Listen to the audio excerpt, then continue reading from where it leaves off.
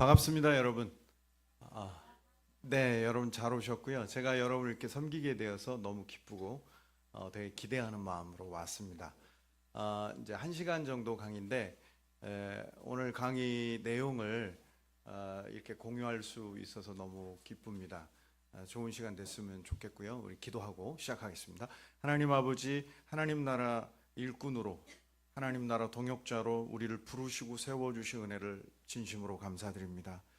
아버지 하나님, 이 시간도 예비하신 은혜를 우리에게 주셔서 하나님 영광을 위해 주께서 우리를 부르신 그 부르심에 합당한 그 은혜가 헛되지 않도록 우리에게 오늘 새 힘을 주시옵소서.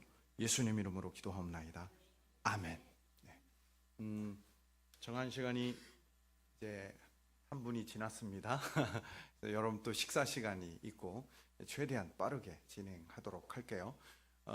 AI 시대 속으로 혁신을 위한 성품 열쇠 7가지, 이제 그 7가지를 오늘 같이 이제 다룰 건데요. 저 자신도 되게 이제 새롭게 깨달은 내용이에요. 그래서 지금 제가 여러분들에게 이제 같이 공유하려고 하는 것은 티칭 스킬이라기보다는 진짜 소그룹 분반 공부 혹은 우리 아이의 마음의 문을 열 수 있는 아주 의미 있는 내용들을 함께 다루고자 합니다. 그래서 그 앞부분은 조금 베이직이 되는 내용들을 살필 것이니까 그런 부분들에 대해서는 조금 어렵더라도 같이 갔으면 좋겠고, 어느 시점 이후부터는 이제 구체적이고 실제적인 얘기를 다루려고 합니다. 트렌드 코리아 2025년에 이제 나온 내용 중에 이 물성 매력이라는 말이 있어요. 만지고 느낄 수 있어야 비로소 존재한다라는 거예요. 느낄 수 있어요. 내가 터치를 하고 느낄 수 있어야 존재감이 있다라는 거예요. 그러니까 비물질 시대를 우리가 지금 살아가고 있지만 이제 물건을 선택할 때도 내가 느끼고 만질 수 있어야 이 더 구매력이 생긴다라는 것에 사실은 이제 기업들이 그 관심을 갖고 있다라는 거죠.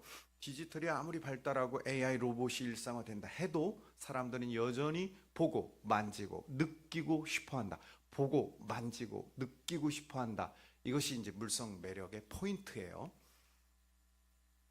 2023년 작년이죠. 6월 12일자 타임지 표지가 이래요. 인류의 종말, 그러니까 휴머니티의 종말이라는 것이죠.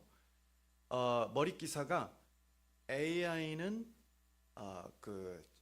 사실 이 군대로, 그러니까 군 병력으로 무기로 써서는 안 된다. 이제 이런 얘기예요. 이게 뭐냐면 AI의 어떤 그 무서움을 경종을 울리는 내용이거든요. 그러니까 인공지능은 사람 간의 관계를 망가뜨릴지도 모른다. 이게 이제 올해 나온 책, 이 박혜웅이라는 이 AI 전문가가 한 이야기예요. 인공지능은 사람 간의 관계를 망가뜨릴지도 모른다. 인간은 사회적 동물인데 인간은 다른 사람과의 상호작용을 통해서 번성을 하고 고립되면 시들어져. 이게 이제 우리의 본성이라는 거죠. 이게 이제 AI를 다루는 이 전문가가 또 하는 내용이라는 것에 우리가 이제 주목을 해야 된다고 생각해요. 지금 서론이기 때문에.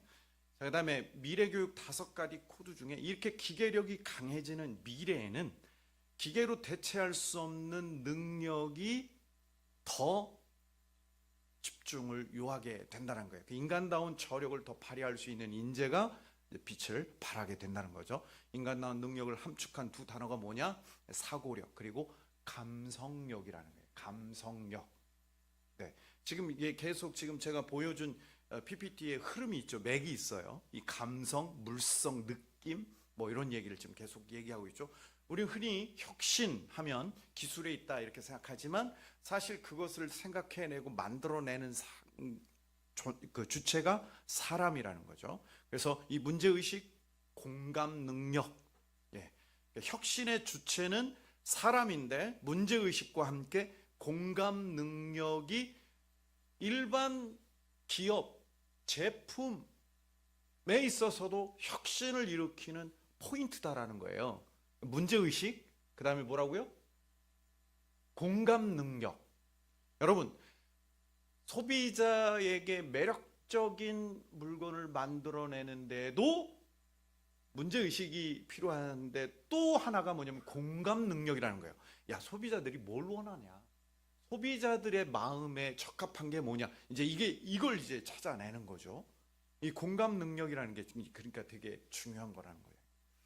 인공지대 이게 약간 좀 시간이 지난 책이기는 해요. 그래도 이제 일본 애들이 아주 그냥 이제 디테일한 책을 잘 만들잖아요. 인공지능 시대 살아가는 우리 아이들 키우는 법 해가지고 돈을 위해서 사는 게 아니라 행복을 위해서 사는, 이게 이제 많은 사람들에게 있어서의 동기부여가 될 것이다. 앞으로 갈수록 더 그렇다는 거예요. 자, 인간 본연의 자산의 행복이란 무엇인가를 연구하는 사회학이나 철학도 다시 부흥하게 될 거다. 갈수록. 그 다음에 상담이나 정신적인 케어 영역은 인간의사의 고유한 영역으로 이에 따라 소통 능력이 앞으로 더 요구되고 중요해질 것이다. 그래서 동기부여를 높이는 코칭 기술은 2045년이 언제냐면 이제 그 특이점이 오는, 즉 AI가 막 초지능의 AI가 등장을 해서 이제 막 우리가 지금 상상하기 어려운 일들이 펼쳐지는 게 이제 2045년이라고, 이것도 한참 된 이야기예요. 이게 더 지금 당겨질 수도 있어요. 코로나 때문에 당겨질 수도 있어요. 그 특이점이. 그런데 2045년에는 이 동기부여를 높이는 코칭 기술이 더 중요한 기술이 될 것이다 라고, 이게 이제 이 책이 2016년에 나온 책이니까 시간이 좀 지난 책이죠. 그 다음에 2045년의 주요 산업은 행복 비즈니스가 될 것이다. 이렇게 이제 예상을 하고 있습니다. 이제 서론적으로 얘기한 것은 AI 시대를 우리가 이제 살아가고 앞으로 더 이런 시대가 올 것인데, AI 시대와 또 함께 중요하게 등장하는 것이 뭐냐면 이 감성 코드다라는 사실을 같이 공유하고 싶어서 지금 이제 서론에서 이런 내용들을 제시한 것입니다. 코로나 이후에 목회자 소그룹 인식이 높아졌어요. 예를 들면 2022년과 23년 자료인데, 23년 자료 좀 지났죠 벌써. 근데 소그룹 성경 공부에 대한 목회자의 인식이 달라졌어요. 20에서 30위로 올라갔죠, 그렇죠? 소그룹이 그만큼 중요한 거예요. 성장하는 교회가 그 요소가 뭐냐? 어떻게 해야 교회가 성장할 수 있느냐? 결국은 소그룹이 활발한 교회가 성장한다. 보세요. 소그룹 모임이 활발한 교회가 성장한다라고 판단하고 느끼고 답변한 비율이 24에서 2022년과 2023년 사이에 배가 넘게 50%로 벌써 응답률이 달라졌죠, 그렇죠? 그러니까 소그룹의 중요성이 갈수록 이제 더 높아져 간다라는 얘기예요. 오늘 여기 오신 분들 이 이천 여주 지역의 주일학교 선생님들이시죠, 그죠? 선생님들. 자, 나는 반을 맡고 있다. 네. 반 안 맡고 있는데 오신 분들은 뭐예요? 부감이세요? 네. 결국은 이제 주일학교 반도 소그룹인 셈이잖아요, 그죠? 네. 이제 컴팩트하게 보면 소그룹이지만 또 이제 좀 더 넓게 보면 이제 주일학교 전체를 놓고 교사로서 아이들을 대하는 데 있어서 이 중요한 의식들을 오늘 제가 이제 같이 나누고자 하는 거예요. 관계가 중요합니다. 관계가. 자, 이제 이 공감의 시대라는 아주 읽기 두꺼운 책을 쓴 이 제러미 리프킨이 그 책에 나오는 내용이 인용문이에요. 이거는 시작. 태어나는 순간부터 죽을 때까지 관계는 우리 생존의 핵심이다. 우리는 관계 속에서 잉태되어 태어나면서도 관계를 시작하고 관계 속에서 살아간다. 여러분, 이거 누가 모르겠어요. 근데 이게 이제 중요하다는 사실 우리 다시 한번 인식하자는 얘기예요. 지금 이 공감의 시대 출판사가 어디예요? 민음사. 기독교 출판이 아니라고. 이분이 기독교인인지 아닌지는 제가 확인은 안 했어요. 그러니까 일반적으로 하는 얘기라 그 말이에요.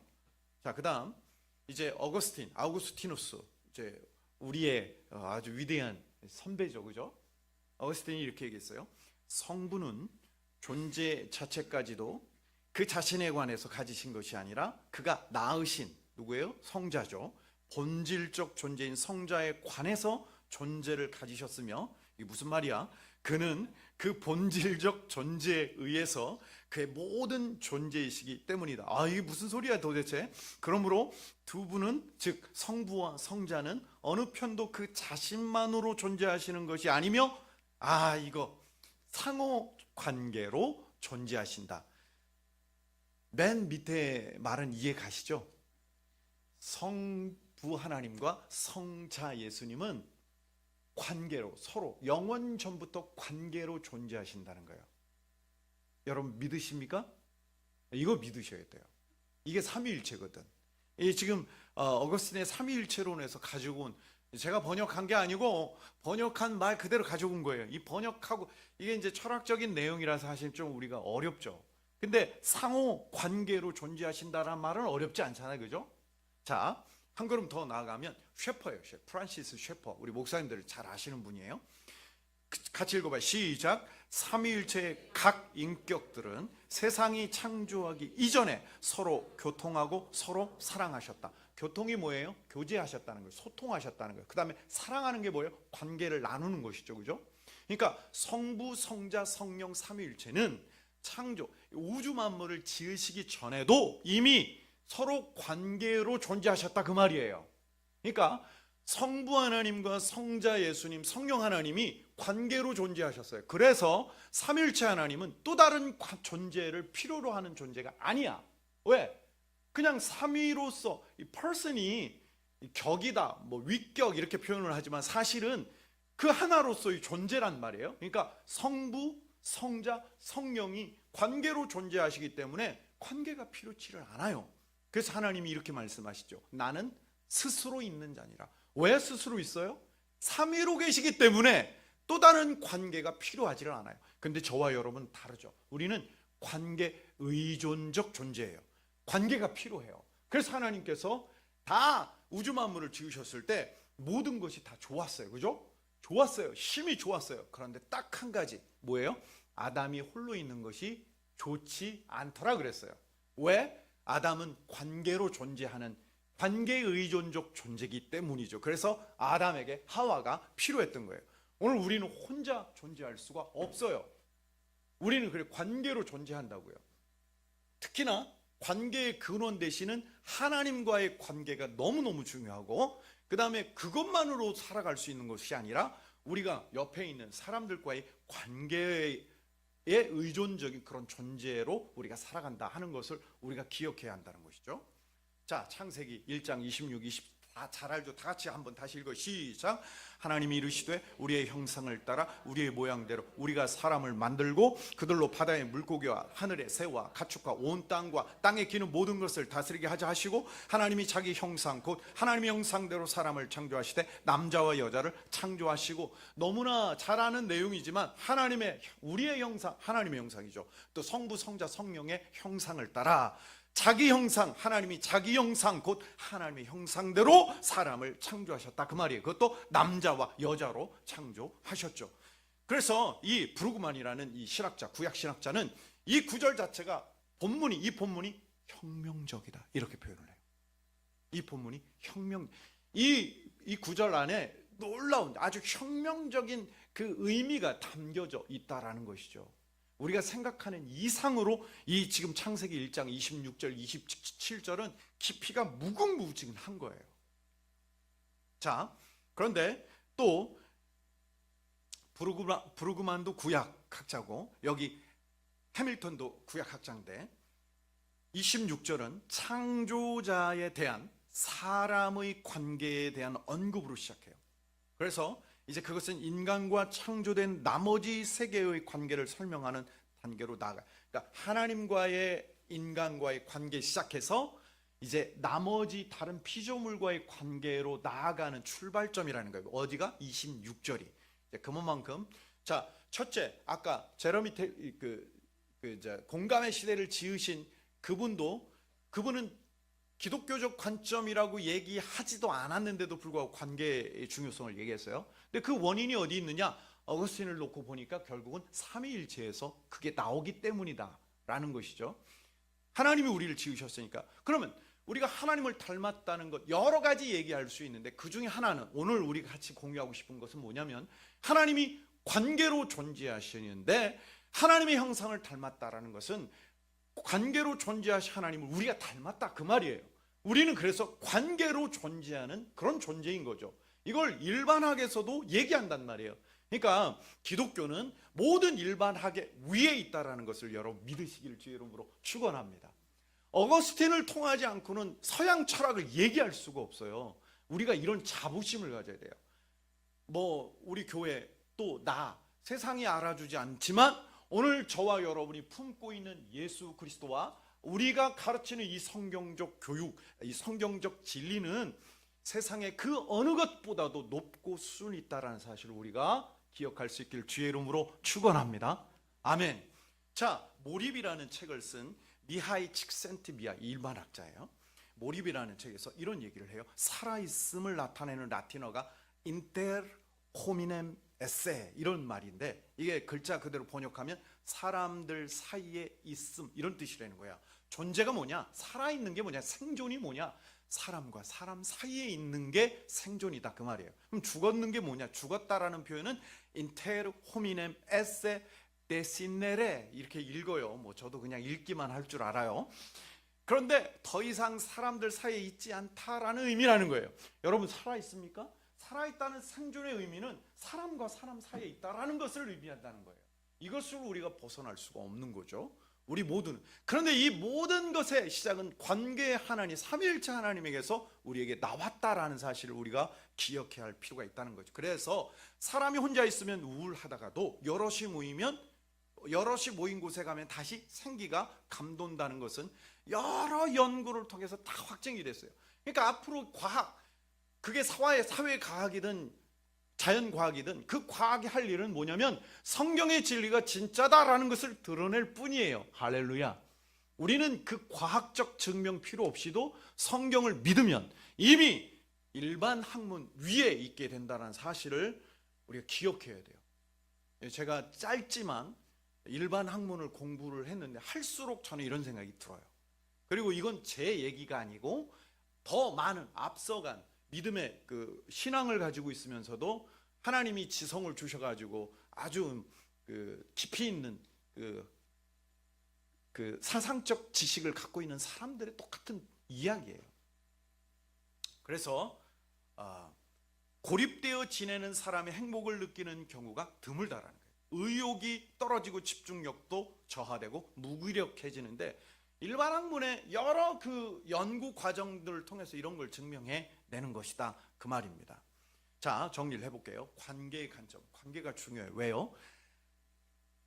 관계의 근원이신 하나님에게서 모든 것이 나왔기 때문에. 그래서 관계가 중요합니다.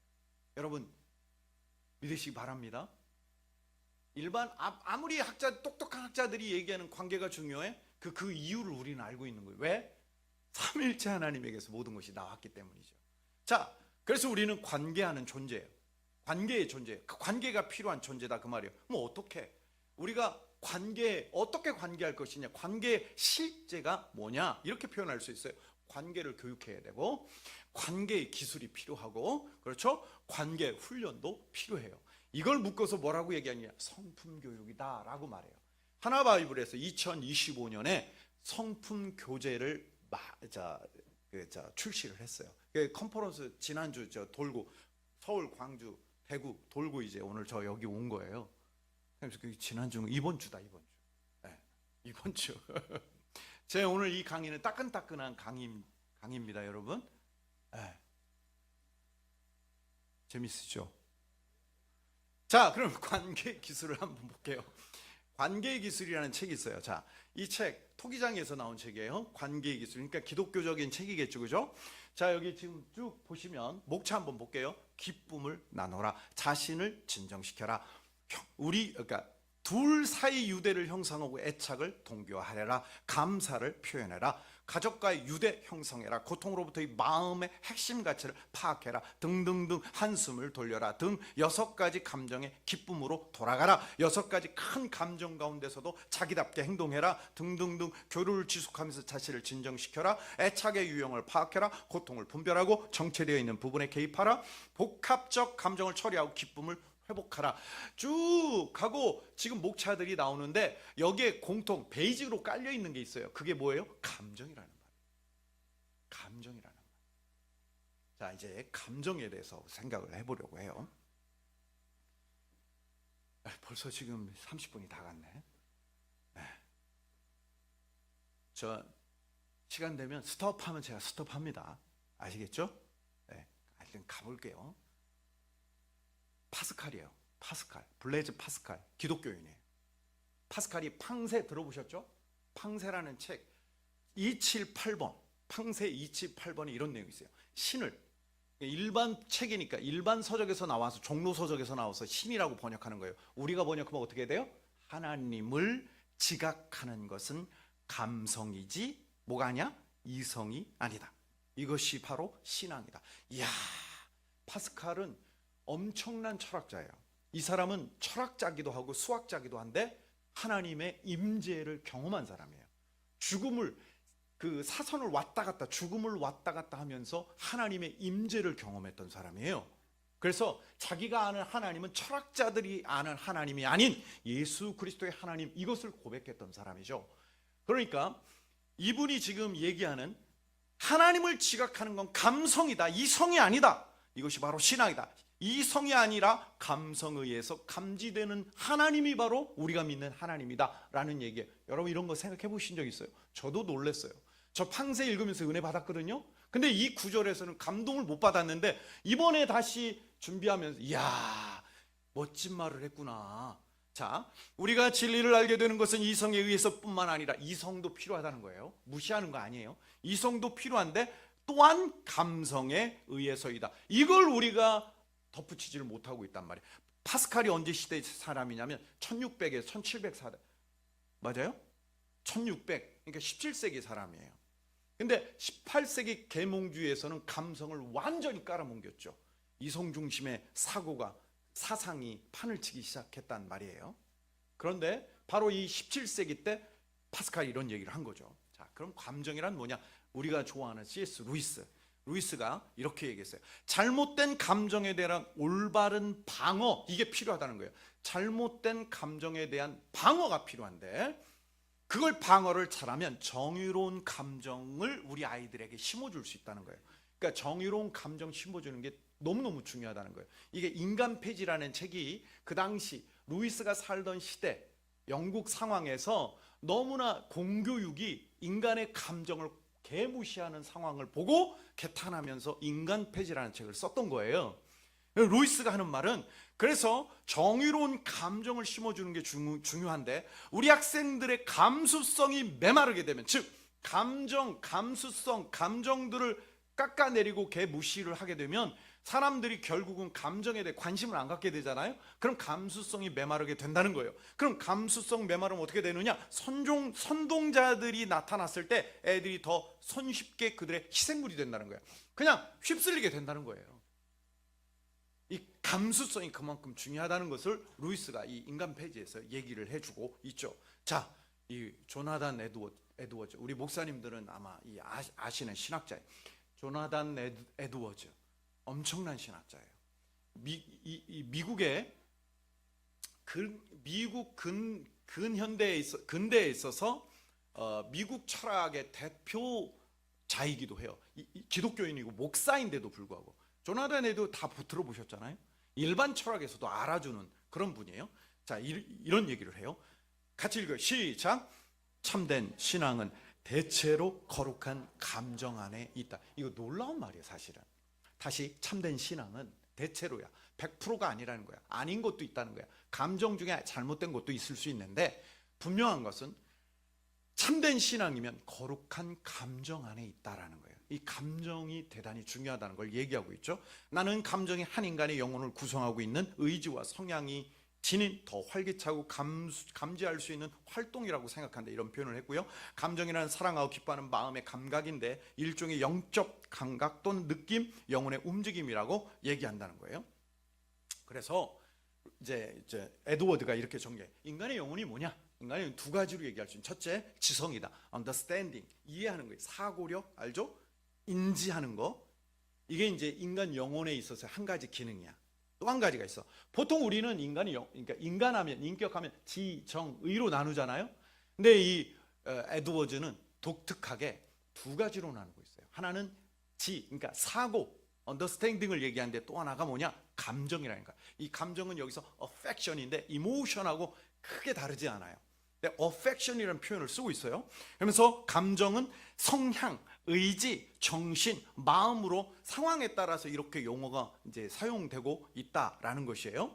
그래서 영혼 안에, 자, 이거는 이제 그 달라스 윌라드의 그림을 제가 약간 변형한 거예요. 바꾼 거예요. 영혼 안에 생각이 있어요. 그죠? 영혼 안에 감정과 마음이 있는데, 그 감정과 마음을 뭐라고 얘기할 수 있느냐? 성향, 동기, 의지라고 얘기할 수 있다. 그리고 이제 이 영혼은 몸 안에 있죠. 그죠?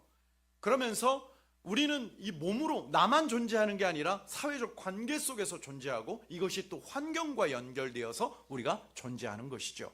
그래서 여러분, 그리스도의 말씀과 영이 우리에게 들어옴으로 우리가 예수 그리스도를 알고 하나님을 알게 되는 거예요. 그리고 그리스도를 믿는 믿음에 대한 반응을 하는 것, 이게 이제 믿음과 순종으로 우리가 반응을 하는 것이죠. 그래서 성품이 뭐냐? 중요한 성품이 뭐냐? 성품은 하나님과의 관계 속에서 내 마음이 말과 태도와 행동으로 드러나는 것, 이걸 성품이라 말한다는 거예요. 지금 이론이라 좀 딱딱할 수 있어요. 자, 에드워즈는 이렇게 해요. 성품은 치유될 수 있다. 치유의 시작은 뭐냐? 거듭남이다. 회심은 사람의 죄에서부터 하나님께 돌아가게 하는데 크고도 전반적인 변화야. 사람은 그가 회심하기 전에도 죄를 짓지 않도록 자제할 수는 있어. 맞죠? 예수 안 믿는다고 자제 못하는 게 아니잖아요. 자, 그런데 하지만 그가 회심하게 되면 그는 죄를 짓지 않도록 자제할 뿐만 아니라 그의 마음과 본성 자체가 죄에서부터 돌아서서 거룩함으로 향하게 되는데, 그 결과 그는 거룩한 사람이 되며 가장 중요한 특징, 죄와 원수가 되는 거예요. 오늘 저와 여러분이 그리스도인이라면 저와 여러분의 아주 본질적 특징이 뭐냐면, 나는 죄와 원수다, 나는 마귀와 원수다, 이거예요. 맞습니까? 동의하십니까? 내가 비록 죄에 넘어지기도 하고 죄를 짓기도 하지만 나는 그 죄 짓는 게 무엇보다도 싫은 존재가 거듭난 회심한 그리스도인이다, 그 말이에요. 자, 영생하고 유일하신 참 하나님과 그가 보내신 예수 그리스도를 아는 것이다. 너희는 그 은혜에 의해 믿음으로 말미암아 구원을 받았으니 이것은 너에게 난 게 아니라 하나님의 선물이다. 사람의 마음으로 믿어 의에 이르고 입으로 신하여 구원에 이른다. 우리를 구원하시되 우리가 행한 바 의로운 행위로 남지 않고 긍휼하심을 따라 중생의 씻음과 성령의 새롭게 하심으로 하셨다. 예수께서 대답하시되 진실로 내게 이루는 사람이 물과 성령으로 거듭나지 않으면 하나님 나라에 들어갈 수 없다. 내가 진실로 너희 이루노니 내 말을 듣고 나 보내신 이를 믿는 자는 영생을 얻었고 심판이 이지 않아 하나니 사망에서 생명으로 옮겼느니라. 너희가 거듭난 것은 썩어질 씨로 된 것이 아니라 썩지 아니할 씨로 된 것이 살아있고 항상 있는 하나님의 말씀으로 되었느니라. 아멘. 그러므로 믿음 들음에서 나고 들음은 그리스도의 말씀으로 말미암았다. 창세전에 그리스도 안에서 우리를 택하사 우리로 사랑 안에서 그 앞에 거룩하고 흠이 없게 하시려고 하나님 우리를 예정하시고 선택하셨다. 아멘. 이 거듭남이 뭐냐? 정리를 해보면 거듭남, 영생이라는 것은 알미라는 거예요. 누구? 그리스도와 유일하신 참 하나님. 그 다음에 이것은 어떻게 돼요? 믿음으로 말미암는 거예요. 이거는 선물, 주어지는 선물이라는 거죠. 은혜로 말미암은 것이라는 거죠. 마음으로 믿어 그리고 입으로 시인하여 구원에 이르게 된다는 거죠. 이때 역사하시는 게 성령이라는 거예요. 성령께서 우리를 새롭게 하시기 때문에 우리가 거듭날 수 있는 거죠. 근데 성령이 언제 역사하시냐? 우리가 말씀을 들을 때, 선포되어진 말씀을 들을 때 이런 역사가 일어난다. 그 말씀은 거룩한 시다라는 거죠. 자, 그리고 우리가 말씀을 들을 수 있는 것은 하나님이 창세전에 우리를 선택하 예정하셨기 때문에 그 예정 안에서 우리가 예수를 믿게 된 것이라는 거죠.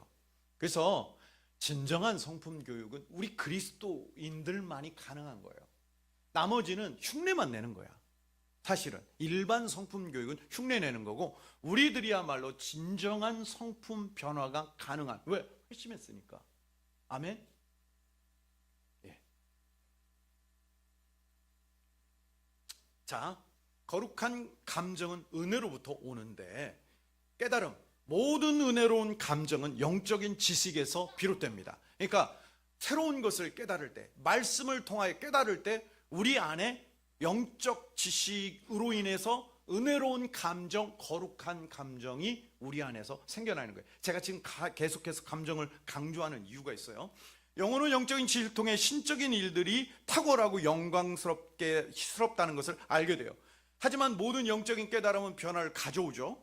그것은 현재의 영혼의 작용과 감각과 상태를 변화시킬 뿐만 아니라 강한 힘과 효력이 있어서 영혼의 본성 자체를 변화시켜요. 뭐가? 거룩한 지식이. 그러니까 말씀을 깨닫게 되고 하나님에 대해서 경험하면 경험할수록 달라지게 된다, 그 말이에요. 성경을 배우고 가르치는 이유가 바로 여기에 있는 거예요.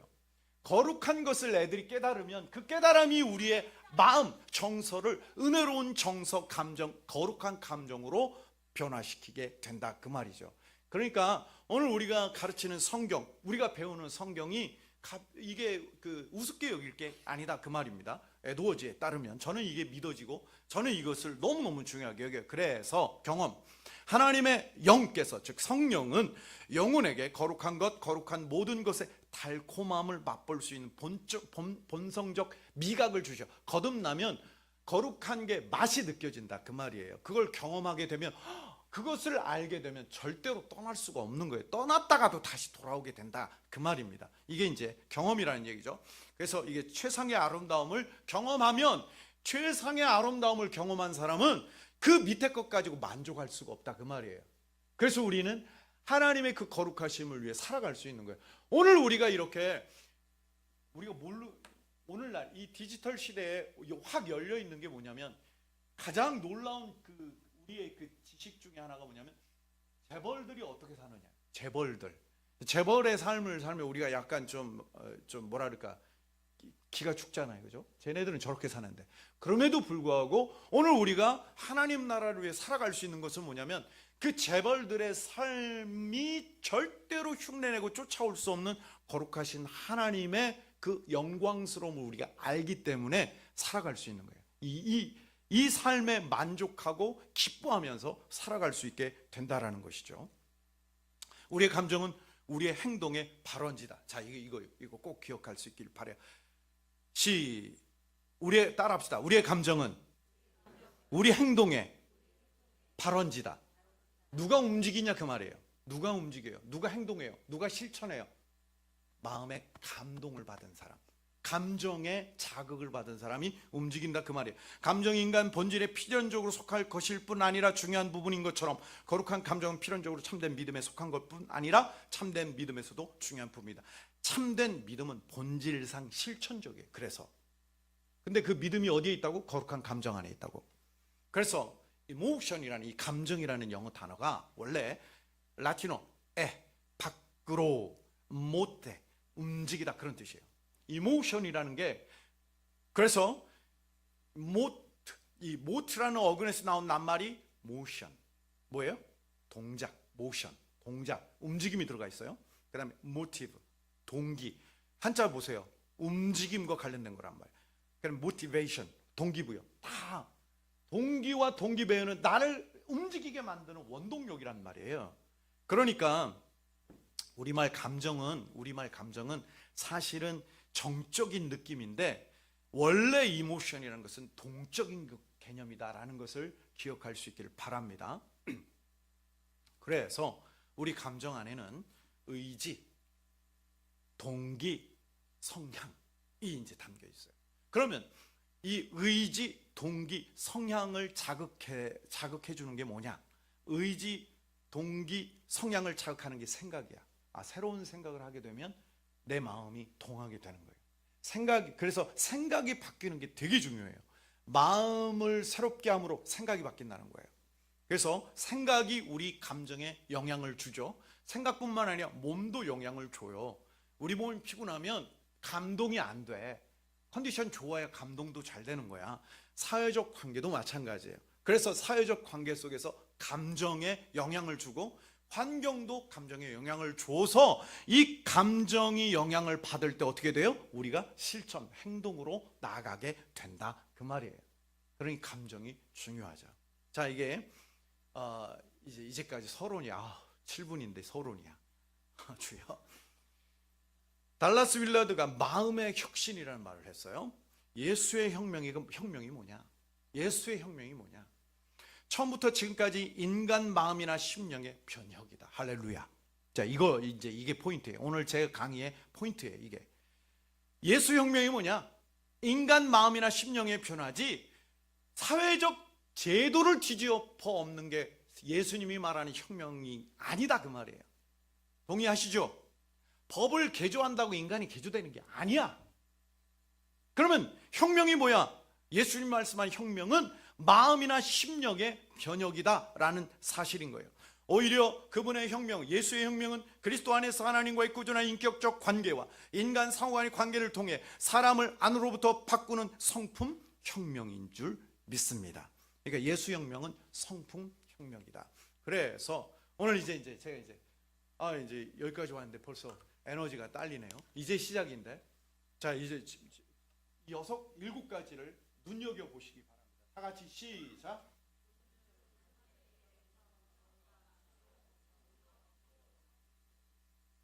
다시 한번 시작.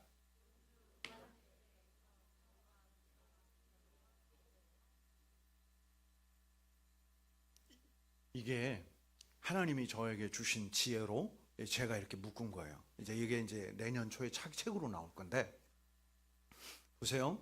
저는 이게 이제 키아스틱 구조라 그래요. 우리 목사님들은 아시겠는데 키아스틱 구조. 그러니까 A 프라임, B 프라임, C 프라임, X. 그래서 X가 가운데 있죠. 근데 이게 박스들이 다 연결돼 있죠. 이게 다 연결돼 있다는 걸 제가 이제 좀 표현을 한 거예요. 그러니까 존중부터 기도까지는 다 연결돼 있는 거예요. 그런데 대표 선수가 존중이야.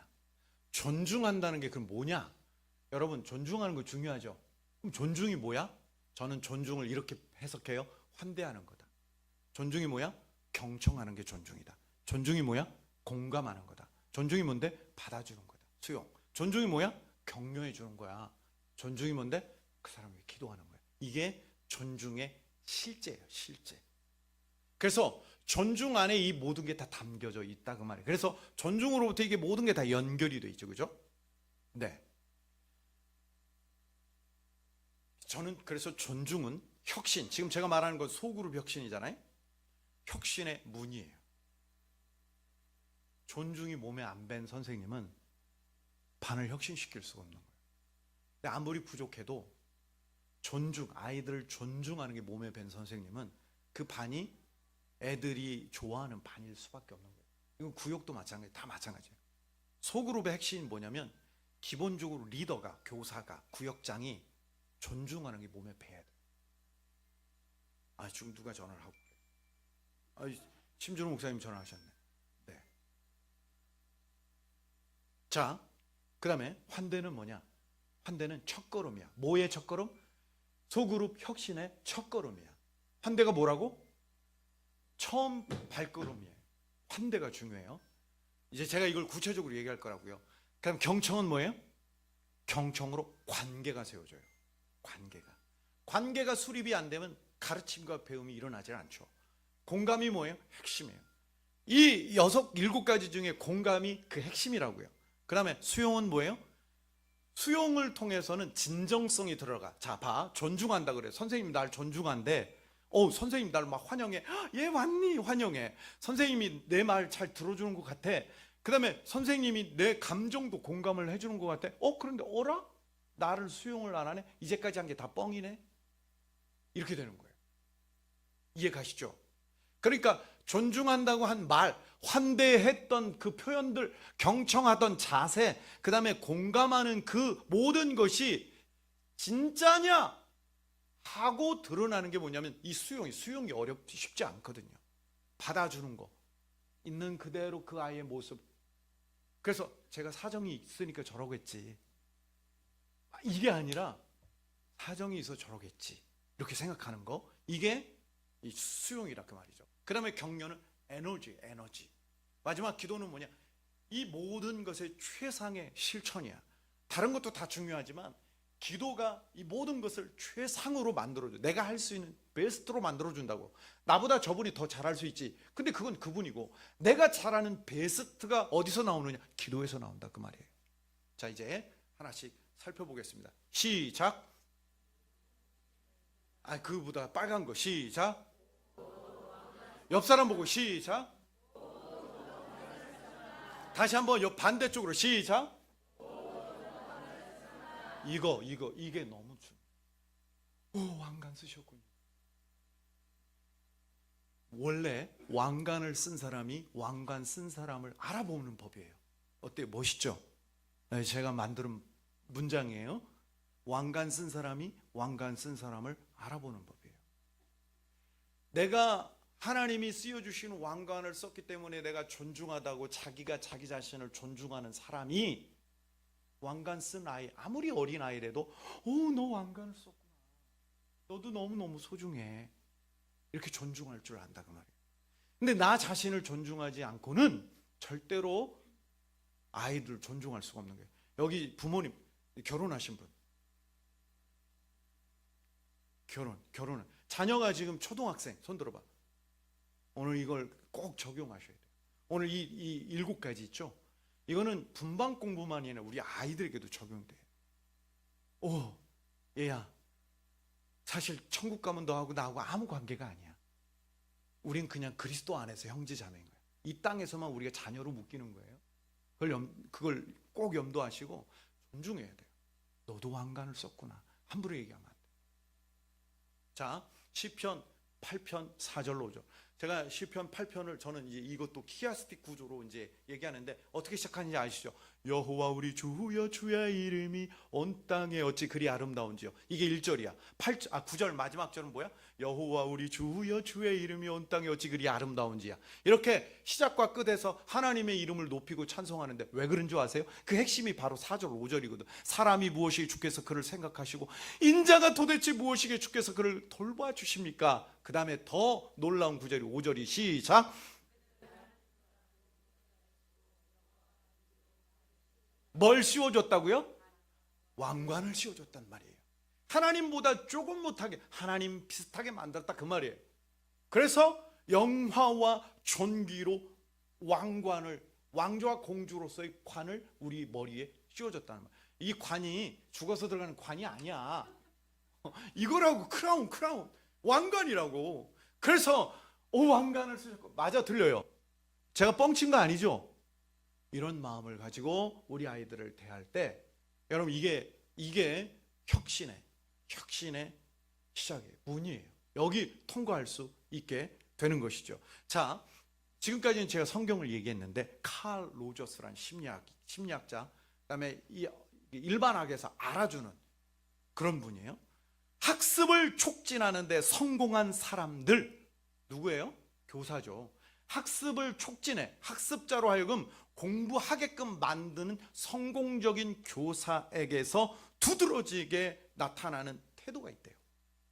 뭐냐? 나는 이 태도를 관찰을 했대요. 경험을 했대요. 일반 학문은 그걸 경험해서 알아. 우리는 뭘 통해 알아? 성경 본문의 구조를 통해서 알아.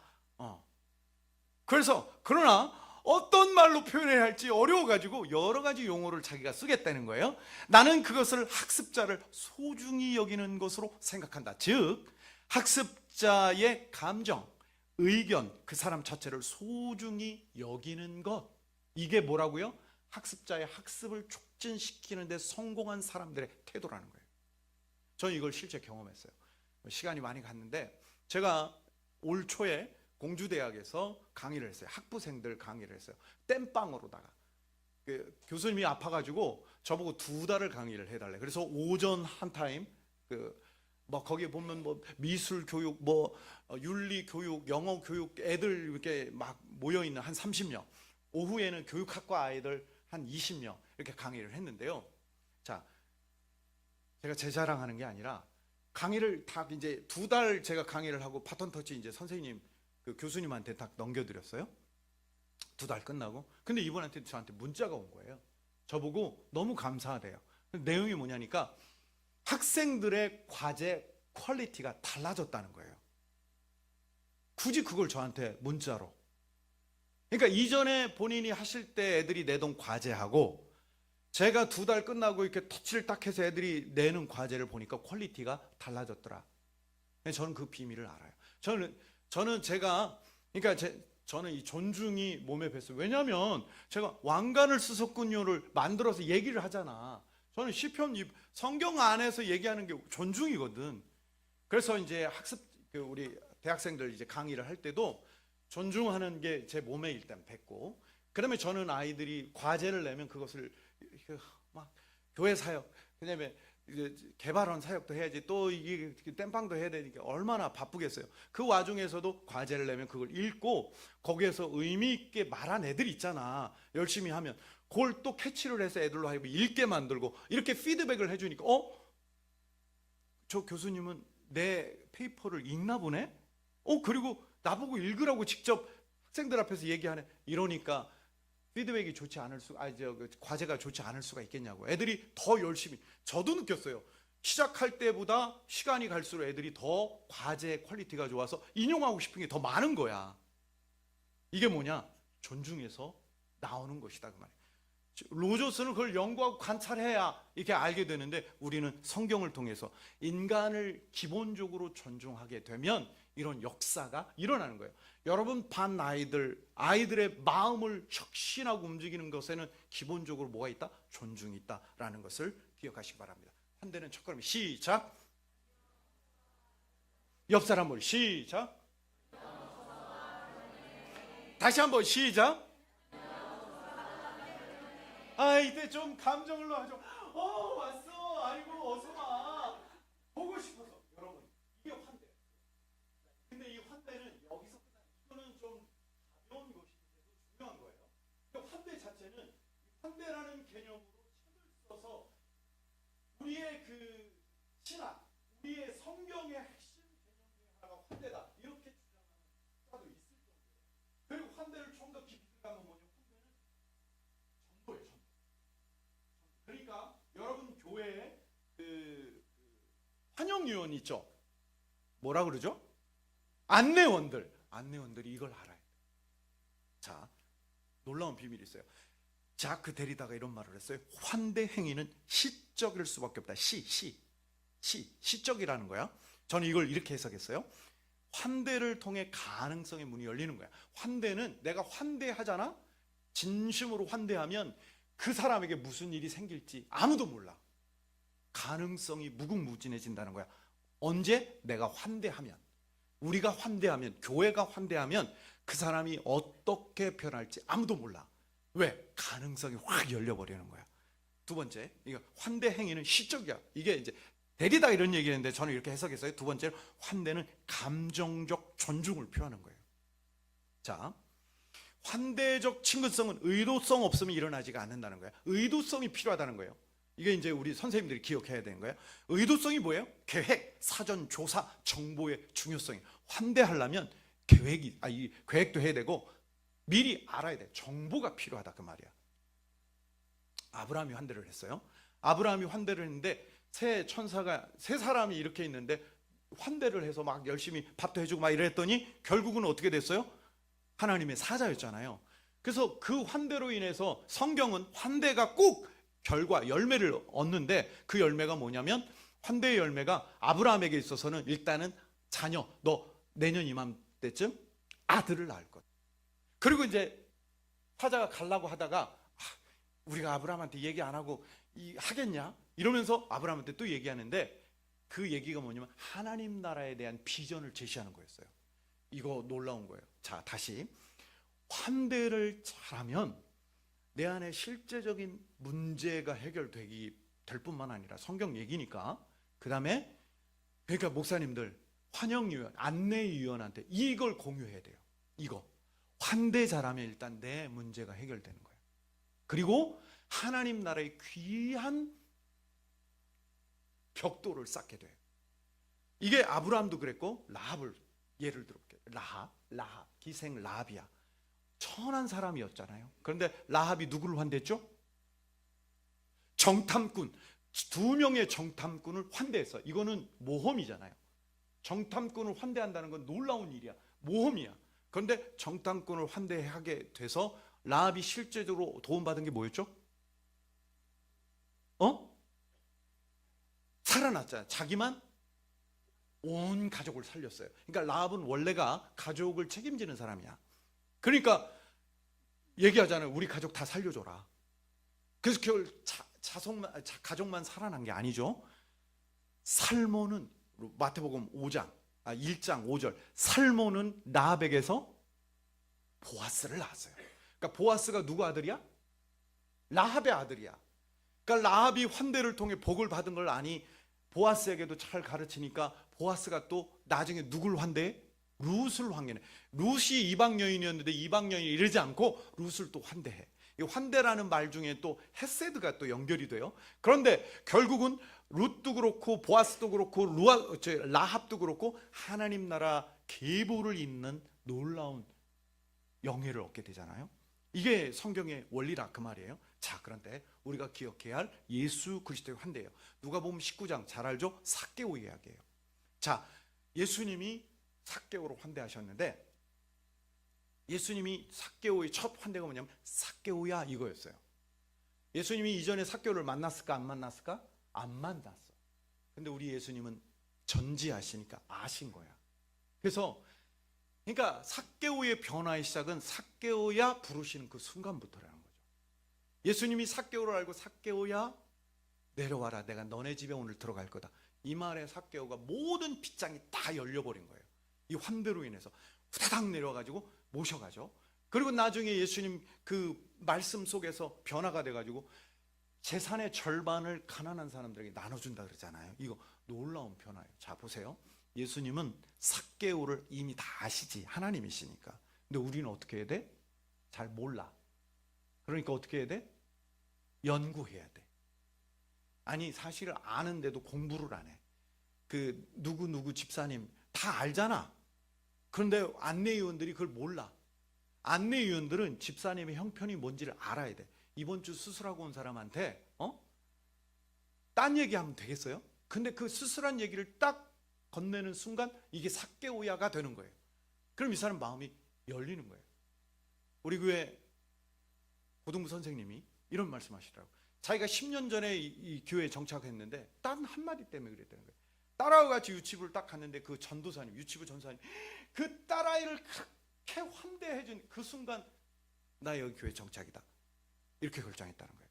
환대가 이만큼 중요합니다. 그래서 오늘 저와 여러분에게 주어진 이 환대의 미션, 즉 예수님이 이렇게 말씀하시죠. 내가 감옥 갔는데 너 왜 찾아오지도 않아? 내가 배고플 때 왜 나한테 먹을 것도 안 줘? 누구예요? 지극히 작은 자. 그 작은 자가 어디예요? 지금 여러분 지금 관계에 있는 그 아이. 우리 교회가 크고 작고 그건 중요한 게 아니에요. 내 반이 많고 적고 그것도 중요한 게 아니죠. 지극히 작은 자, 우리 주님이 바라보신 지극히 작은 자를 정말 환대하고 그 아이에 대해 관심을 가질 때 이제 첫걸음이 시작이 되는 것입니다. 경청으로 관계가 가까워진다. 시작.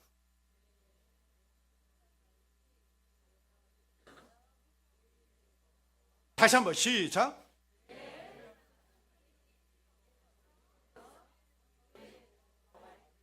네. 그래? 오, 그래서 어떻게 됐어? 오, 아니. 이거 조금 전에 그 얘기를 좀 더 자세히 해줄래? 이게 경청하는 거예요. 경청. 우리 인간들 경청하네요. 자, 기독교 교육을 얘기하신 이분이 이 두 공조자가 이렇게 얘기했어요. 가장 좋은 교사는 좋은 경청자래요. 여러분, 전 잘 못 가르쳐요. 잘 가르치는 교사가 좋은 교사가 아니고 뭐라고요? 경청하는 교사가 가장 잘 경청하는 교사가 좋은 교사래요. 아멘. 이거 시도할 마음 있으세요? 네, 우리는 좋은 교사가 될 가능성이 있어요. 그렇다면 자, 누가 경청합니까? 누가 경청하냐면 상대방이 하나님의 형상으로 지음받은 존재임을 아는 자, 믿는 자가 그렇다는 거예요. 그러면 그 아이를 경청할 수밖에 없는 거예요. 우리는 말하기 바빠가지고 상대방이 말할 때 내가 무슨 말을 할까 하고 내 생각만 하고 있어. 안 듣는다고. 이런 얘기 우스갯소리가 있어요. 애들은 설교 시간에 안 듣는 것 같아도 다 들어. 근데 어른 성도들은 설교 시간에 열심히 듣는 것 같은데 속으로는 딴 생각만 하고 앉아 있다는 거야. 여러분, 이거예요, 이거. 우리가 경청할 때 역사가 일어나게 되는데, 경청의 최대 장벽이 뭐냐? 경청에 관심이 없는 거예요. 경청에 관심이 없다는 것은 상대방에 관심이 없다는 거예요. 내 말하고 싶은 거에 관심이 있지, 상대방에 관심이 없다는 얘기는 뭐예요? 하나님의 형상으로 지음받은 상대방을 무시하는 거예요, 사실은. 또 두 번째, 경청의 최대 장벽이 뭐냐? 말이 너무 많아.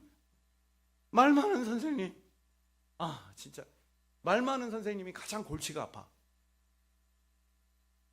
뭘 그냥 해야 애가 막 변화될 줄 알죠?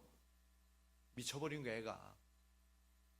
여러분 중에 혹 말 많으신 분이 있으면 결단하시길 바랍니다. 그럼 역사가 일어날 것입니다.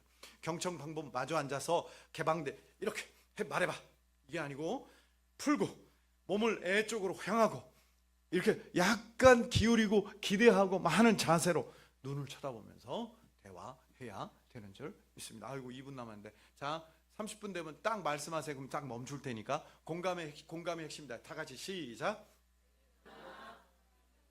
이게 중요해. 다시 한번 시작.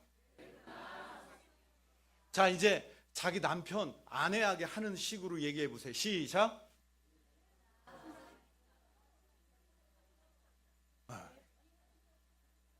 이걸 못해, 이걸. 어디 사모님, 우리 친구 사모님, 제 친구 사모님, 우리 목사님 잘 하시나요? 잘 한다고 얘기해 주셔야지. 그랬구나. 진짜 속상했겠구나. 그런데 이게 아니고 그랬구나. 속상했겠다. 이 한마디가 살려요. 자, 공감이란 상대방 느끼는 상황이나 기분을 비슷하게 느끼는 심리적 현상. 이때 필요한 게 이해가 아니야. 이해가 안 돼. 이게 아니라고. 이해가 안 돼. 도대체 남자들 이해가 안 돼. 도대체 이해가 안 돼. 공감은 이해하는 게 아니에요. 뭐예요? 감정을 그냥 공유하는. 너 느낌이 지금 이런 거구나. 미치겠구나. 너 지금 환장하겠다고? 이거예요, 이거. 이거만 해줘도 불이 꺼진다고. 근데 이걸 못하는 거예요. 제로미 리프킨, 인간의 안에 파괴성이 언제 자라나느냐? 인간 안에 파괴성이 자라나는데 언제 자라나냐면, 큰 것도 아니야. 오늘 여기 가로치고 하잖아요. 최대 공감도 아니야. 그냥 적절한 공감. 그냥 아이들이 적절하게만 해줘도 충분히 안에서 해소가 되는데, 그게 안 되니까 안에 파괴성이 생기는 거예요. 인간 안에 파괴성이 생긴다고요. 우리가 이걸 기억해야 돼요. 그래서 로저스가 또 이런 얘기를, 만약 어떤 교사가 학생의 드러나거나 말로 표현된 감정에 대해서 매일 한 번이라도 평가 대신에, 그러니까 막 너 잘했고 못했고 이런 평가 대신에 수용적이고 공감적인 반응을 하려고 노력할 것을 결심만 해도, 이건 그렇게 하는 게 아니라 결심만 해도, 그 얘기를 강조하고 있어요. 결심만 해도 현재는 거의 찾아볼 수 없는 이 공감적 이해 효능을 결국 보게 될 거라는 거예요. 결심만 해도 나 공감해야지. 이 결심만 해도 달라진다고요. 여러분 믿으시기 바랍니다. 자, 수용으로 진정성 드러난다 그랬죠? 시작. 자, 마음속으로는 이렇게 해야 돼. 사정이 있었을 거야.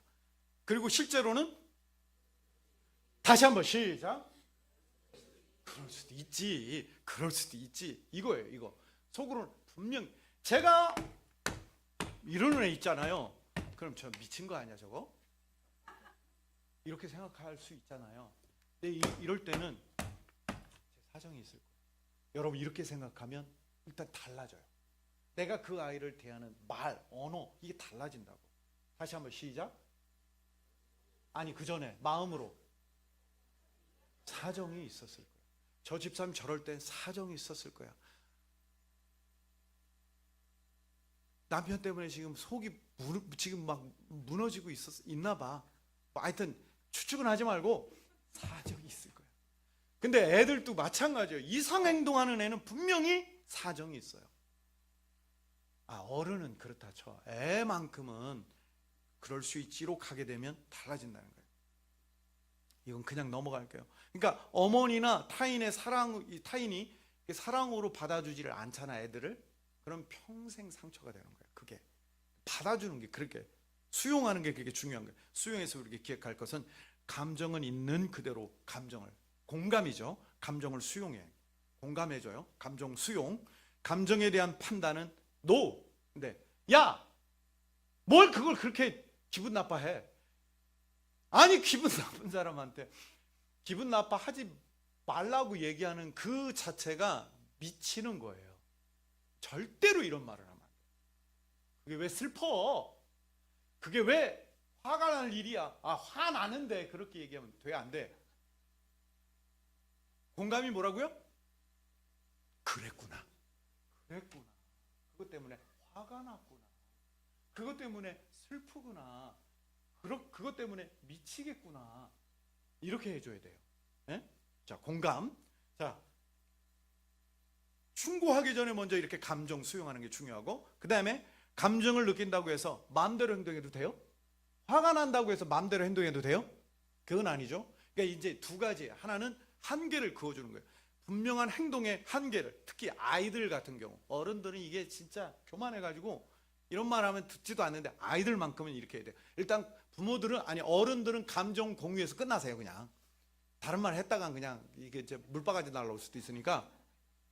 근데 애들은 감정을 충분히 수용을 하고, 그 다음에 그런데 화가 난다고 해서 그렇게 물병 집어던지면 안 돼. 감정은 일단 충분히 수용하고 욕하면 안 돼. 화가 난다고 해도 욕하면 안 돼. 그럼 화가 날 때 어떻게 해야 될까? 이렇게 물어봐죠. 그러면 애들은 정답을 말해요. 여러분, 이거 그냥 되겠냐고. 이게 훈련이야. 연습을 해야 돼. 이 말들을 떠올리고, 이것들을 떠올리고. 그래서 제가 여러분을 도와드리려고 여기에 관계된 이런 용어, 말들 이게 해가지고 하여튼 곧바로 책을 내도록 하겠습니다. 대안을 제시하는 거예요. 이렇게 지금 얘기했죠. 자, 경련은혜 시작.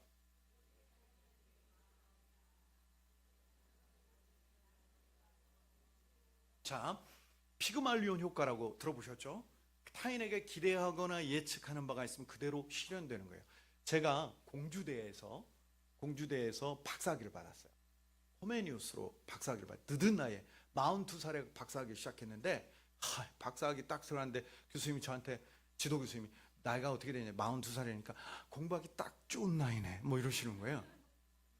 그런데 박사학위 하는데 이제 그 지도 교수님하고 또 같이 이제 교육 철학을 담당하는 그 교수님 또 한 분 계시는데, 그렇게 격려해 주는, 제가 페이퍼 하나 쓰고 하면 와, 막 이렇게 막 놀래주고, 심지어는 저보고 와, 영재야 뭐 이러시는 거예요.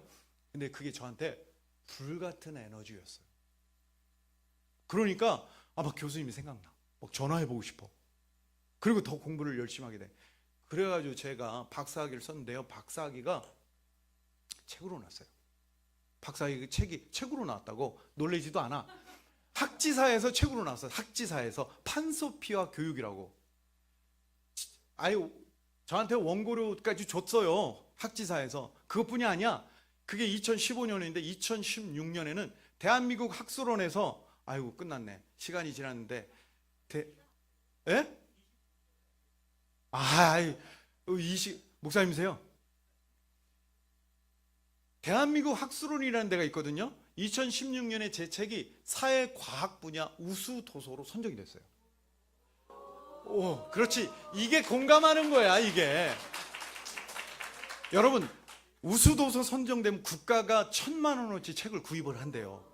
그래가지고 공공도서관이나 대학의 도서관에다 그걸 뿌린대요. 제 책이 지금 여러 도서관, 여기도 이천에도 있을런지도 몰라.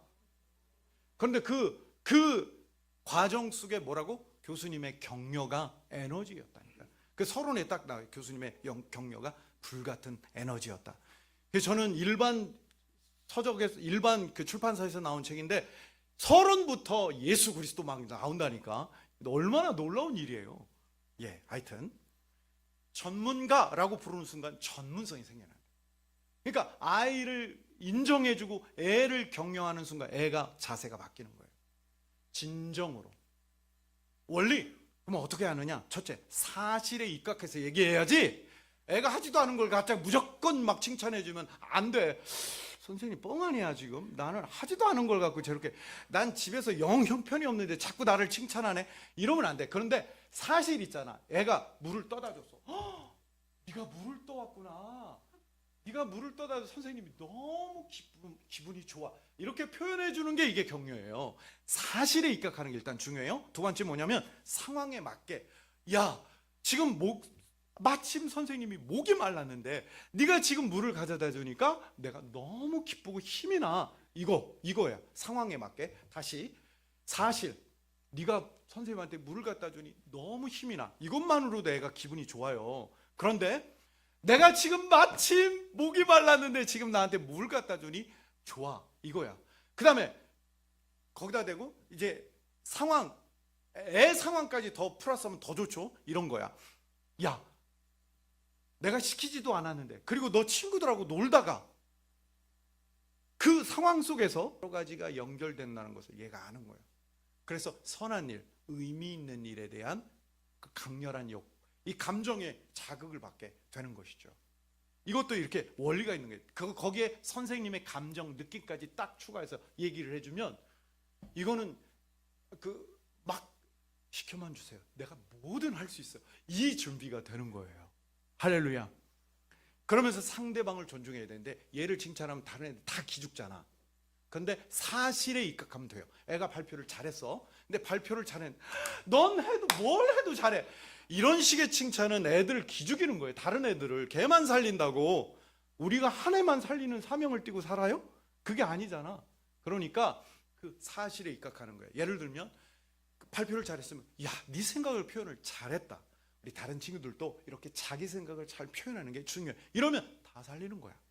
사실에 입각하는 게 이게 너무너무 중요하다는 사실을 기억할 수 있기를 바랍니다. 그래서 신뢰, 네 생각을 분명하게 말해 주었구나. 사실이죠. 그렇게 생각하는 것이 쉽지 않았을 텐데, 상황, 맥락, 네 생각이 선생님 마음에 아주 마음에 들어. 그 다음에 네 생각은 성경하고 연결된다고 선생님은 생각해. 이렇게 선생님의 생각이나 이런 걸 연결을 해주는 거죠. 그러면서 여러분도 자기 생각 분명히 말하는 게 좋아요. 이거는 모두를 존중하는 거예요. 한 해만 존중하면 안 돼요. 모두 다 하나님의 형상이니까.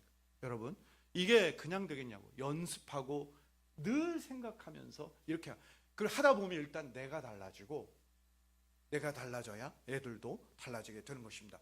마지막입니다. 이제 기도는 최상의 시작. 뭐 어쩌라는 거예요?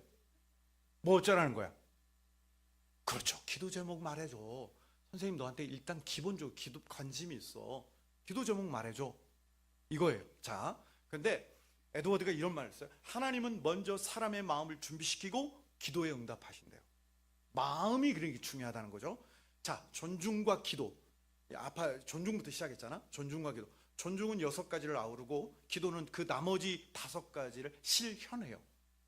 기도가 이 5가지, 7가지를 기억하면서 기도를 하면 저는 6개월 안에 여러분 뭔가 변화가 있을 거라고 저는 그렇게 생각을 해요. 자, 그 다음에 환대와 기도 보세요. 기도는 의미 있는 만남을 준비하게 돼 있어요. 내가 그 아이를 위해서 기도하면 만났을 첫 만남 때 나가는 멘트가 달라져요. 그 아이를 위해서 기도하잖아요. 그러면 그 아이 심령을 확 여는 멘트가 나간다니까. 이게 그래서 중요한 거예요. 그러니까 환대도 기도 없이 하는 환대와 기도하고 하는 환대가 다르다. 특히 이 환영위원회 마찬가지예요. 제일 기도를 많이 해야 되는 게 안내위원이야. 환영위원회. 그 다음 경청과 기도. 경청은 기도 제목 모으는 시간이야. 열심히 들을 때, 요즘 이렇게 기도 제목 내라고 했을 때 제대로 된 기도 제목 내는 사람이 얼마나 돼요? 없어요. 다 피상적이야. 왜? 속마음 꺼내놓기가 싫거든. 그러니까 내놓는 기도 제목은 우리 강아지 안 아팠으면 좋겠어요. 뭐 이런 거야. 말해도 아무렇지도 않는 그런 기도 제목. 해도 안 해도 되는. 그런데 그래도 기도 제목을 물어봐 주는 게 관심 있다라는 표현이니까. 그런데 진짜 기도 제목은 어디서 나오느냐? 경청에서 나오는 거예요. 이때 기도 제목을 모으는 거예요. 집중할수록 피상적 기도 제목이 아니라 아이의 심령을 여는 열쇠 기도 제목을 우리가 캐치하게 되니까 경청을 우리가 잘해야 되죠. 그래서 애들하고 대화를 시도해야 돼요. 그 다음에 공감과 기도. 기도하면 공감력이 상승해요. 내 마음이 아니라, 내 감정이 아니라 진짜 애 마음을 이렇게 받아들일 수 있게 돼요. 이게 기도할 때 가능하다. 기도를 안 하면 아무리 공감이 중요하다는 거 알아도 공감 안 돼. 안 되는 걸 뭐 기도해야 돼. 그 다음에 수용과 기도. 수용하지 못한 게 생각나요. 기도할 때. 아, 내가 그때 그랬어야 되는데. 하나님 용서해 주세요. 내가 다음에는 꼭 받아들일게요. 수용을 다짐하는 시간, 수용하지 못한 걸 회개하는 시간, 이렇게 된다 그 말이죠. 그 다음에 격려와 기도. 격려의 말에 영적 책임을 지는 거예요. 내가 애를 격려해 줄 뿐만 아니라 애를 막 밀어주고 후원해 주는, 영적으로 막 후원해 주는 거죠. 엄청난 에너지죠. 자, 그래서 세 가지 기도 제목을 제가 알려드릴게요. 이거는 예수님의 사역하고 연결이 돼요. 예수님의 3대 사역이 뭐예요? 가르치시고 전파하시고 고치심이라. 저는 이제 제가 낸 책 중에 주기도문으로 배우는 하나님 나라라는 책이 있어요. 이 일반 책하고 제가 오늘 강의 들어보니까 좀 수준이 다르죠. 네. 이 책에도 인사이트가 있단 말이에요. 그 시작이 예수님이 이 3대 사역이에요. 자, 우리가 어떻게 기도해야 되냐면 애를 위해 기도할 때 깨닫게 해주세요. 깨닫게 해주세요. 우리가 성경을 아무리 가르쳐도 애들이 못 깨달으면 무슨 의미가 있어? 깨닫게 해주세요. 설교를 들을 때 깨닫게 해주세요. 그 다음에 두 번째, 믿음으로 반응하게. 캐리그마 선포잖아. 캐리그마 선포할 때 선포되는 말씀에 믿음으로 반응하는 게 복이란 말이에요. 그래서 애들이 선포되는 말씀에 믿음으로 반응하게 해주세요 라고 기도해야 돼요. 그 다음에 세 번째 뭐냐면 고쳐주세요. 여러분, 이게 지금 오늘 공감의 핵심이라고 그랬잖아요. 집에서 부모님들이 이거 안 해줄 가능성이 많아요. 여유가 없거든. 감정적 여유가 없어. 근데 선생님들이 기도하면은 와, 교회만 가면 선생님이 내 감정을 공유해 주는 거야. 공감해 주는 거야. 그러면 얘 진정한 안식처는 어디냐? 교회인 거예요. 선생님과의 만남인 거예요. 그래서 그럴 때 치유가 돼요. 여러분, 예수님의 사역의 30%가 뭐냐면 치유 사역이에요. 오늘 선생님들이 아이들을 대하면서 30%에 해당되는 일이 뭐냐면 애들 상한 감정을 치유해 주는 거예요. 자녀를 어떻게 하지 말라고? 노엽게 하지 말라고. 노엽게 하는 게 뭐예요? 상처 주는 거예요. 근데 우리는 알게 모르게 상처를 준다고. 그래서 이걸 회개도 해야 되지만 하나님, 일단은 그러려면 선생님들이 일단 하나님, 내가 깨닫게 해주세요. 하나님, 내가 믿음으로 반응하게 해주세요. 오늘 이 강의 들었는데 믿음으로 반응 안 하면 무슨 의미가 있겠어요? 세 번째, 나를 고쳐주세요. 나를 고쳐주세요. 오늘 이 강의를 들으면서 우리가 좀 돌아봐지는 게 있죠, 그죠? 그런 것들을 적용하면 하나님께서 은혜 주실 줄 믿습니다. 우리 이 시간 같이 기도합시다. 뭐 시간 지났지만 어차피 뭐 저 늦은 강사 뭐 찍혔으니까 어쩔 수 없어. 세 가지만 기도합시다. 하나님, 깨닫게 해 주옵소서. 내가 깨닫게 해 주시고 우리 아이들 깨닫게 해 주시고, 그리고 내가 믿음으로 반응하게 해 주시고 나를 고쳐달라고 우리 1분간 주여 한번 부르시고 합심해서 기도하고 제 마무리 기도하고 마치겠습니다. 기도합니다. 주여, 하나님 아버지 은혜를 감사합니다. 오늘 이렇게 이천 여주 지역의 서울 통로에 속한 교회들 19, 18교회에서 이렇게 귀한 선생님들이 하나님 아버지 주님 주신 사명을 하나라도 더 감당하려고 하나님 이렇게 모이게 하신 은혜를 감사합니다. 아침 일찍부터 하나님의 은혜를 주셨사오니 주여 우리로 깨닫게 하여 주시옵시고 하나님 우리가 믿음으로 반응할 수 있게 주여 인도하여 주실 뿐만 아니라 오늘 우리의 상한 심령을 치유하여 주셔서 오늘 우리도 아버지 우리 아이들을 위해 깨닫게 해달라고 믿음으로 반응하게 해달라고 그리고 하나님 우리 아이를 치료하게 해달라고 하나님 앞에 기도하는 저희들 될 수 있도록 아버지 하나님 역사하시고 인도해 주시옵기를 간절히 원하고 기도합니다. 하나님 아버지 은혜를 감사합니다. 우리 앞에 수만 가지 문제들, 복잡한 문제들, 개인적인 문제, 가정의 문제, 직장의 문제, 그런 것들이 여전히 우리 앞에 있지만 하나님은 살아계시고 그 많은 문제 속에서 우리로 하여금 하나님 나라 일꾼으로 사역하게 그 부르신 은혜를 다시 한번 생각하며 하나님께 감사를 드립니다. 주여, 이 사명을 통해 우리를 이끄시는 것을 믿습니다. 우리를 깨우쳐 주시고 또 우리의 믿음을 자라게 하시며 우리를 치유하시는 줄 믿습니다. 주여, 먼저 우리가 깨닫는 교사, 믿음으로 반응하는 교사, 치유되는 교사가 되게 하여 주시옵소서. 그래서 우리를 통해 정말 칼바를 알지 못하는 어린 영혼들 주님의 마음으로 품을 수 있게 역사하여 주시옵소서. 오늘도 은혜 주시고 함께 하심을 감사하며 오후 시간까지 함께하여 주시옵소서. 예수님의 이름으로 기도하옵나이다. 아멘. 수고하셨습니다.